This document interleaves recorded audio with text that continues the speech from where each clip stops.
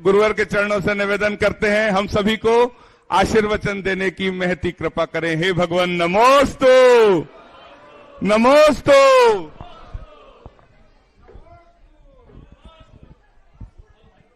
तार निकालो।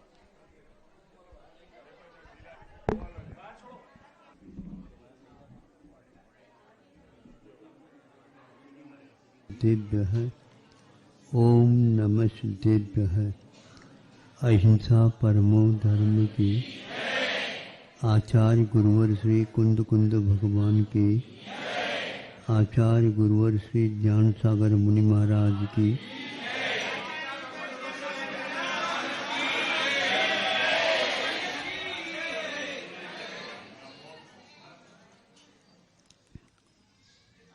एक परिवार में भाई बहन दो माता पिताओं के साथ रहती थी और संक्षेप से मैं कह रहा हूँ क्योंकि यह आप ही लोगों की बात है। और जब बड़े भाई का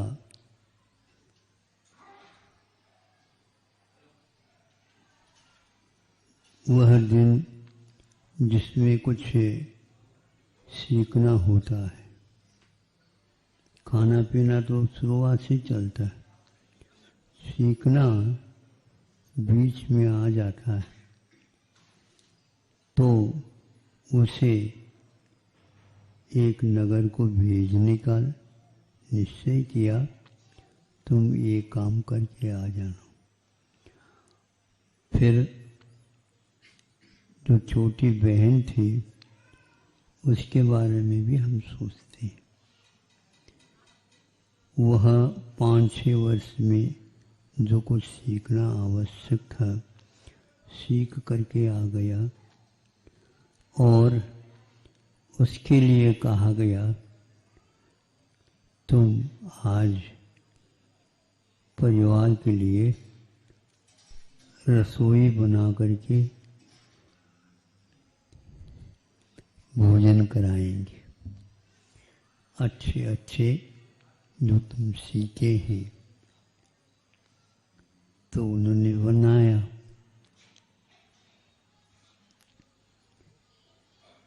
जब उनको परोसा गया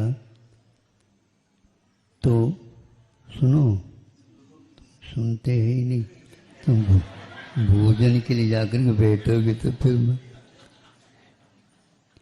तो रोटी बनाया गया जो फूलना चाहिए, रोटी फूली नहीं थी और वह कम से कम चंद्रमा का, पूर्णिमा के चंद्रमा का आकार तो ले आता, किंतु वह अष्टकोण का बना और उस रोटी में बहुत सारे आंखें थी।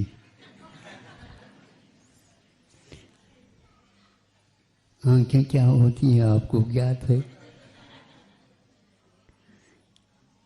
आंखें होती है तो उनको खाते समय आंखें निकाल निकाल कर स्वयं बनाए और भी कुछ चीजें थी, भुजिया वगैरह बनाने थी,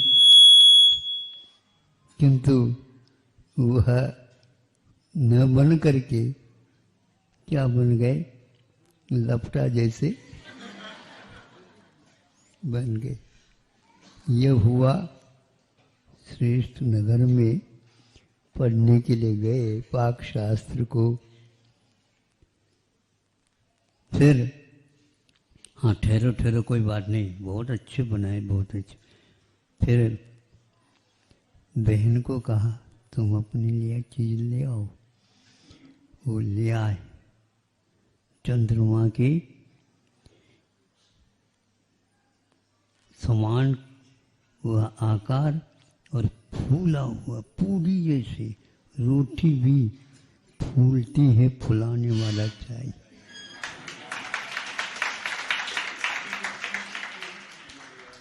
हाँ, और पूरी भी चिपक जाती, पिचक जाती। ऐसा क्यों? ये तो स्वभाव है, अपने अपने स्वभाव के अंदर ऐसा होता है। सारी चीजें दिखाई। जब वह भाई पढ़ने के लिए गया था, वो जब खाता है, 2 रोटी खाना है तो 4 रोटी खा गया, और कहता है कि यह तुम कहाँ से पढ़ करके आई? बताओ, हम पढ़ने के लिए कहाँ गए? माँ के पास ही रह करके और ये सब कुछ सीख गया। माता पिता ही शिक्षक हुआ करते हैं।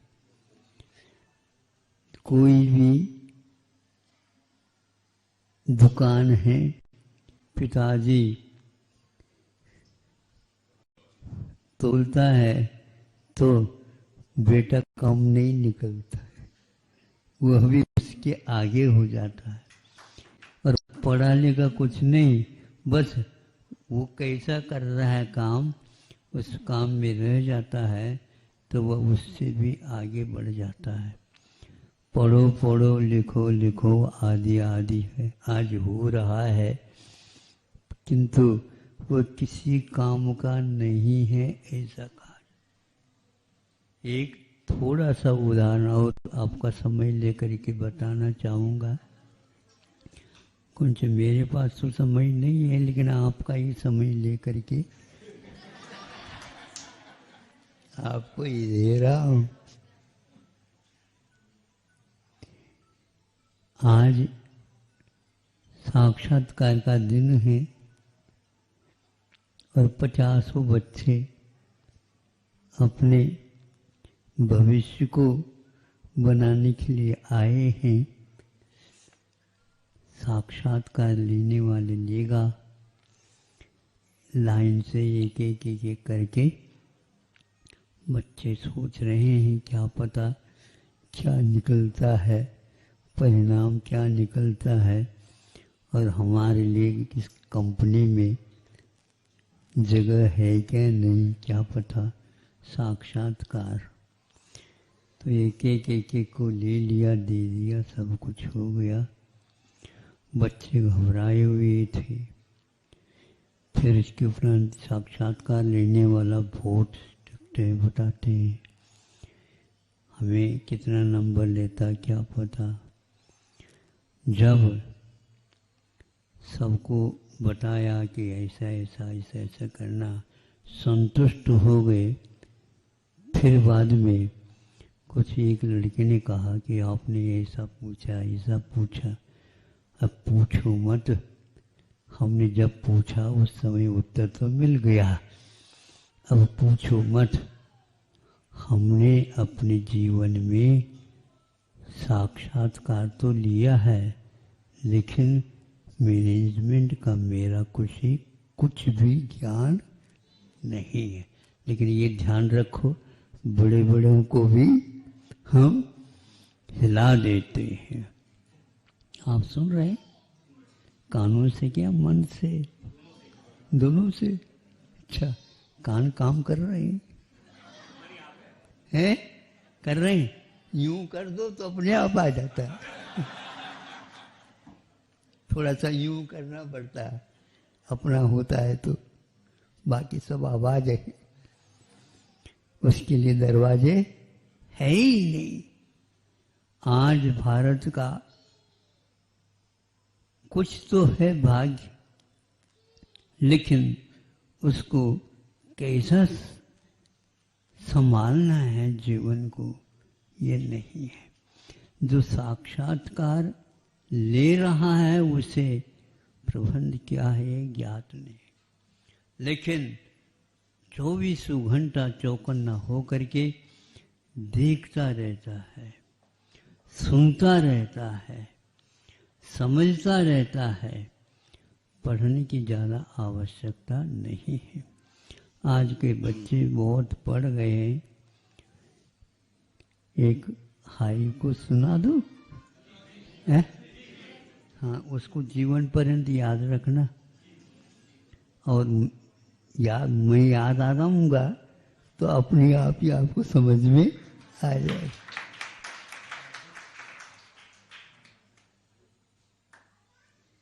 कौन सा है वो? हम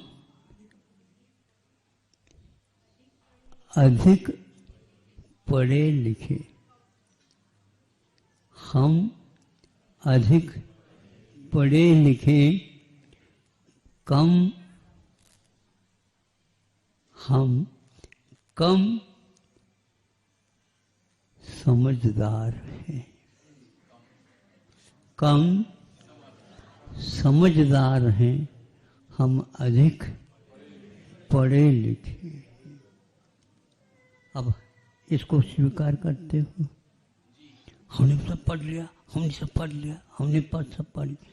पढ़ने से कुछ होता तो आज सुनो, बीटेक, एमटेक, घुटने टेक,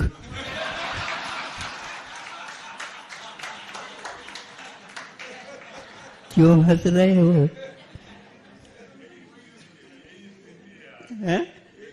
ये स्थिति है आपके बच्चों की। आप सोचो, इतना करो, सारी उपाधियां आपके हो करके भी अंत में शोध प्रबंध लिखने वाले भी ये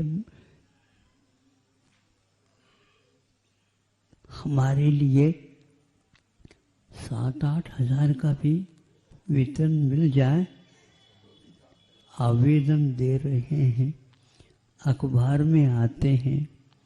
और जब अखबार पढ़ते हैं, हमारे बच्चे 7-8 हजार के लिए पीएचडी बेच रहे हैं, पीएचडी बेच रहे हैं। पीएचडी का क्या महत्व है, शोध प्रबंध का क्या महत्व है? फिर भी आत्मा में संतोष नहीं। माता पिताओं की इसमें बहुत बड़ी गलती है। पढ़े लिखे होने की उपरांत ये बहुत अच्छा संभाल लेगा, इसको संभालने के लिए हम कम हैं, ऐसी स्थिति है। तो आप क्या सोच रहे बताओ? इसलिए काम धंधा करना सीखो। हाँ, और माता पिताओं की बात को समझने का प्रयास करो, तो समझ में आ जाएगा कि कैसा जीवन जिया जाता है और कैसा फेमस जिसको बोलना चाहते। हाँ, नाम होना चाहिए। अरे काम करोगे तो नाम बाजार में उछलता रहेगा, वो है ही नहीं। इसलिए काम करना चाहिए, और वह काम करना तो सब कुछ होता है। लोगों को काम भी देना चाहिए। आपके पूर्वजों ने अपने आप को संभाला, अड़ोस पड़ोस को संभाला, और जिला अधिकार को संभाला, और प्रांत को संभाला, और पूरी सरकार को भी संभाल रहे हैं। ऐसे व्यक्ति लाइट में, प्रकाश में नहीं आते, किंतु प्रकाश देते रहते हैं, प्रकाश देते रहते हैं, जिस प्रकाश में सारी जनता सुख और शांति का अनुभव करती है। इसलिए इतिहास पढ़ो, जीवन वृत्त पढ़ो, और चारित्र संपन्न व्यक्तियों को पढ़ने का प्रयास करो, तो अपने आप ही आंखों में पानी आ जाएगा। इन लोगों ने हम लोगों के लिए पूर्व में ही सोच करके ऐसा रास्ता प्रशस्त किया है। भारत अभी भी जीवित है, लेकिन पंख ही पर फड़फड़ा नहीं रहा है, वह भूल गया है, नहीं समझे? हाँ, नीचे गिर रहा है, वो संभाल रहे हैं माता पिता, पुनः उसको यूं यूं कर रहे हैं अपनी आप ही पंख में। पहले जब हम छोटे थे, मोटर गाड़ी चलती थी, तो उसको क्या करना पड़ता, सब लोग बैठ जाते थे, ड्राइवर फिर बाद में आकर बैठता और वह दबाता है, नहीं समझे? दबाने से गियर नहीं पकड़ता, नीचे उतरो, धक्का लगाओ।